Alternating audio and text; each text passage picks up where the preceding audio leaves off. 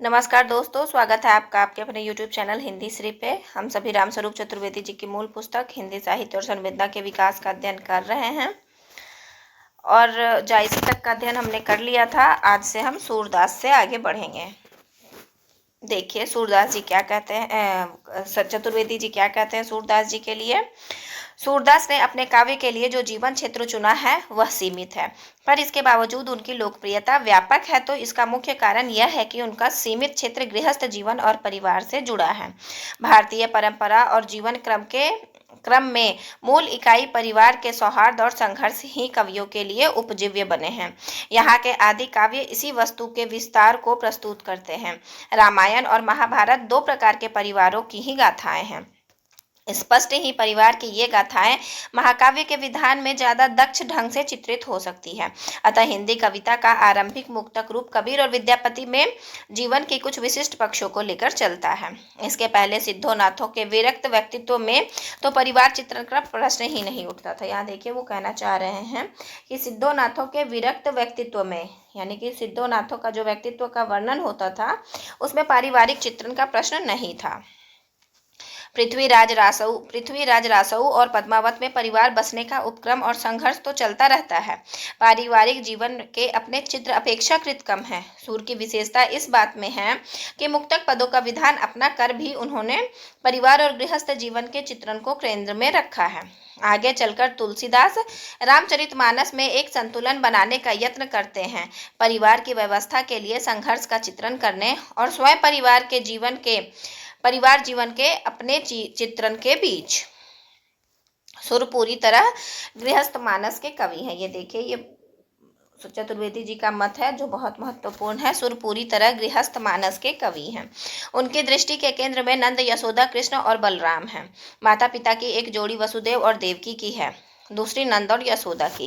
कृष्ण का व्यक्तित्व इन्हीं के बीच फेरी लगाता है और वात्सल्य भाव दोनों पक्षों में इतना सघन है कि पाठक को बहुत बार यह हिसाब रखना कठिन हो जाता है कि इनमें से वस्तुतः कृष्ण की असली माता पिता कौन है। जिस एक बिंदु से वे स्वयं यह दार्शनिक सवाल उठा देते हैं, को माता को पिता हमारे, मौसो कहत मोल को लीनो में कवि की जितना तीखा व्यंग्य है उतनी ही गहरी आत्मीयता है। परिवार के अधिकतर आंतरिक प्रसंगों में अपने को सीमित रखने के कारण सूर के बाह्य जीवन के संघर्षों का चित्रण कम है। गृहस्थ में जैसा कहा गया, मुख्य भूमिका कृष्ण के अपने वृत्त की है। उसका फैलाव इतना अधिक है कि कवि एक बार में उसके एक विशिष्ट पक्ष को उभारते हैं। महाभारत उसका एक भाग गीता और श्रीमद् भागवत में एक ही कृष्ण का चरित्र है। यह बहुत बल देने पर याद आता है, यानी कि वो कह रहे हैं कि महाभारत और श्रीमद् भागवत में एक ही कृष्ण का चरित्र है। ये बहुत बल देने पर याद आता है। दोनों में कितनी असमानता है। भारतीय पौराणिक माला के विराट रूप अकेले कृष्ण का प्रदर्शित हुआ है। उनके व्यक्तित्व के ये विविध पक्ष अपने में व्यापक होते हुए भी एक दूसरे की सापेक्षता में एकांतिक लगने लगे तो यह स्वाभाविक है।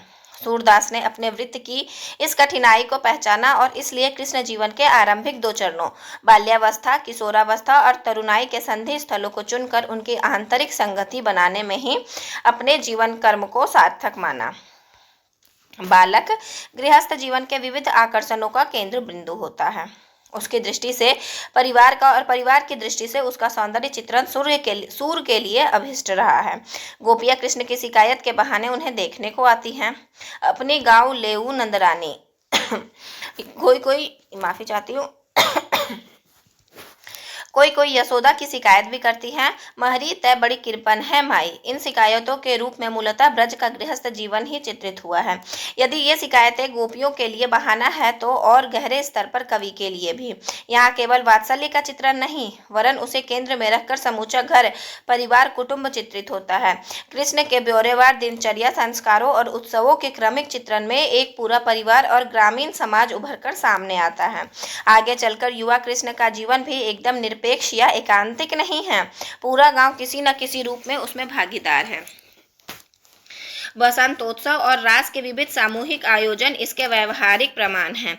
विधान की दृष्टि से सूरसागर को उन्मुक्त प्रबंध कहा जा सकता है, जहाँ प्रत्येक पद स्वतः पूर्ण होने पर भी एक सूक्ष्म कथा क्रम में है। इतिवृत्त का इससे अधिक बंधन राजमहलों से बाहर चारण के वातावरण में अटपटा लगता है। सूरसागर पर कार्य करने वाले विद्वान उमा शंकर शुक्ल और ब्रजेश्वर वर्मा ने, ये देखिए ये महत्वपूर्ण है, ये वो तथ्य है जो आपको शुक्ल की पुस्तक में नहीं मिलेगी।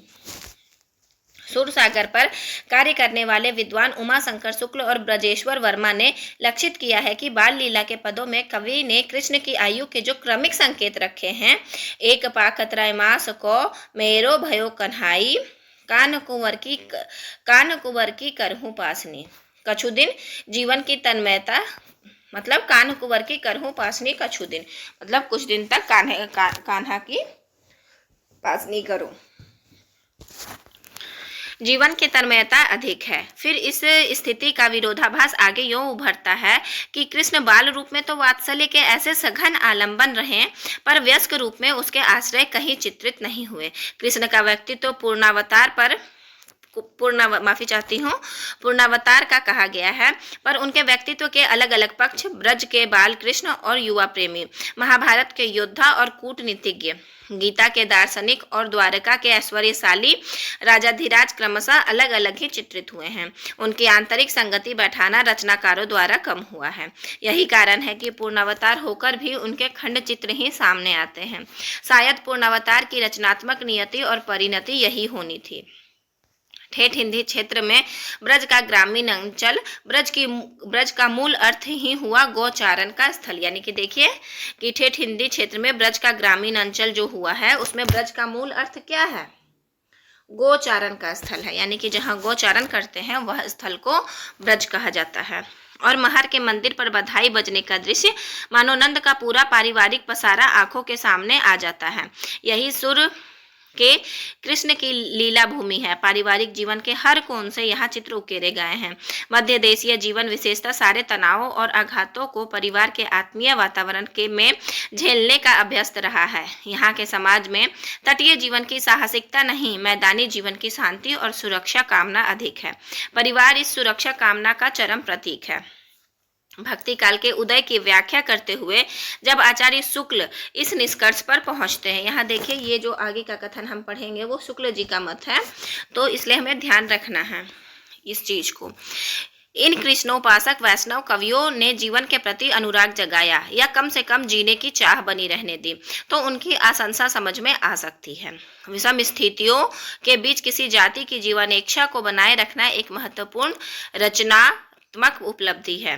यद्यपि आलोचक ने अपनी शैली के अनुसार इसे अत्यंत मित कथन के रूप में प्रस्तुत किया है। जीवन के प्रति अनुराग जगाना परिवार के भावात्मक आकर्षणों का उद्घाटन करके ही संभव था, और यही सूरदास ने किया है। फिर यह पारिवारिकता और गृहस्थ जीवन और गौचारण का वातावरण मिलकर कृष्ण तथा राधा के प्रणय जीवन का अनिवार्य संदर्भ बनते हैं। यही कारण है जिससे इस प्रेम को हम जीवनोत्सव के रूप में पाते हैं, सहसा उठ खड़े हुए तूफान या मानसिक विप्लव के रूप में नहीं। यह प्रेम आगे चलकर एकांतिक हो जाता है और इसकी शिकायत बार बार की गई है। इस संबंध घटी सड मास गए उमंगी ब्रजनारी सुभग, कान बरस गाठी उमंग चहती बरस बरसनी, 5 बरस को मेरो कन्हैया अचरज तेरी बात, 5 बरस अरु कछुक दिननी को कब भयो चोरी जोग, सुर जमुन तट डेरा दिन्हे 5 बरस के कुंवर कन्हाई। वे पूरी रचना के कथाक्रम की स्थिति के महत्वपूर्ण साक्ष्य हैं। सूरसागर का अंत रुक्मणी की उत्सुक सहमति के साथ राधा कृष्ण की संक्षिप्त भेंट में एक अजब ट्रैजिक वातावरण की सृष्टि करता है। इतनी गहमागहमी के बाद ऐसा ऐसा प्रशमित वातावरण पद्मावत तो पूरी तरह ट्रेजेडी है। ये देखिए, ये बहुत महत्वपूर्ण है कि ये मत किसका है। पद्मावत तो पूरी तरह ट्रेजेडी है, ये रामस्वरूप चतुर्वेदी जी मानते हैं।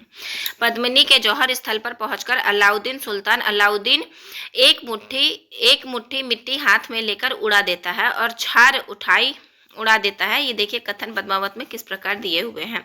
छार उठाई लीन एक मुट्ठी, दीन उड़ाई परिथिमी झूठी। यहाँ संसार की नश्वरता की ओर तो मार्मिक संकेत हैं ही, इस्लामी प्रथा के अनुसार शव के अंतिम संस्कार के समय एक मुट्ठी मिट्टी देना भी है। सूरसागर के समापन का ट्रैजिक वातावरण यहाँ राधा कृष्ण की अत्यंत संक्षिप्त भेंट में है। वहाँ इस आध्यात्मिक आश्वासन में भी है कि ब्रज में तो राधा कृष्ण का नित्य विहार हुआ करता है।